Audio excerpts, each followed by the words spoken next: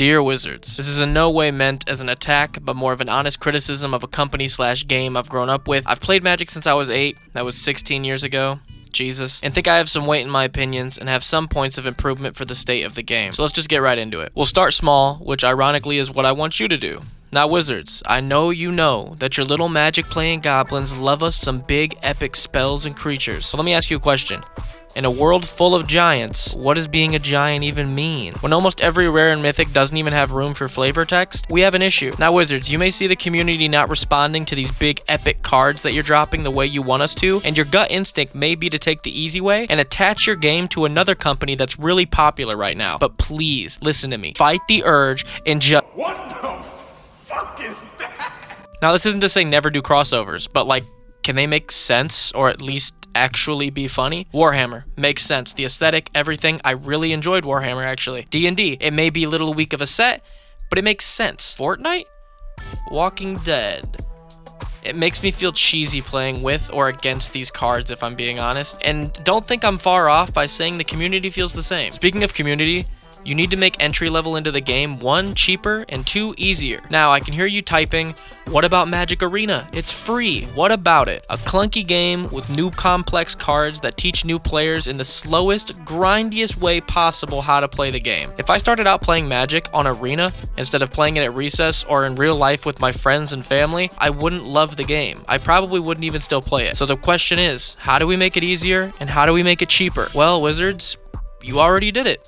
But you got rid of it for some reason. Core sets. Core sets were designed and promoted as easier sets and taught the basics to new players while still having viable and powerful cards. Now I know it's easier, Wizards, to promote every set like it's this grand, crazy, storyline driven powerhouse of a set. I know that brings in the bucks, but not all sets are or should be that. The basics of the game are like a gateway drug. You have to teach new players about flying for them to really get why Infect is ridiculous, you know? This year Wizards is looking to average around 10 sets released. 10. Now, if you've grown up in this era, that might not seem like a lot, but does anybody want to guess what the number of sets released in 2016 was? I'll give you a second. Number of sets in 2016. Go ahead, type your guess down below. Give you a second.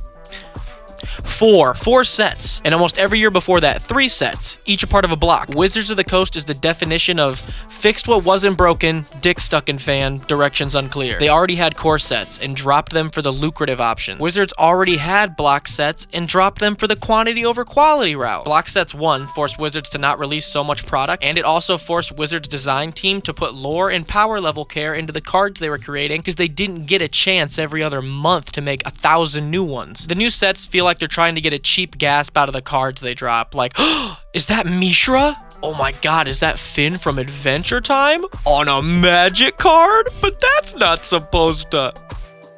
There was an average of 250 to 500 new cards added to Magic every year until you hit 2017. Then it's 1,200 new cards. Jump to last year with 2,000 new cards added, and it's clear to see why Wizards needs to pump the fucking brakes. At the end of the day, every issue I and many others have with the current Wizards is a newly adopted belief system of, if we can tap into nostalgia or a current iconography that really is popular, we'll probably be able to make a quick buck. Wizards seems to have forgotten that they themselves were the icon. Now I can get into the specifics of new management and Hasbro, but that's the thing. I don't know much about that part. But what I do know is that they have a great game under their control, and we, the community, see some fixes. Respectfully, Nixes. Go play some Magic.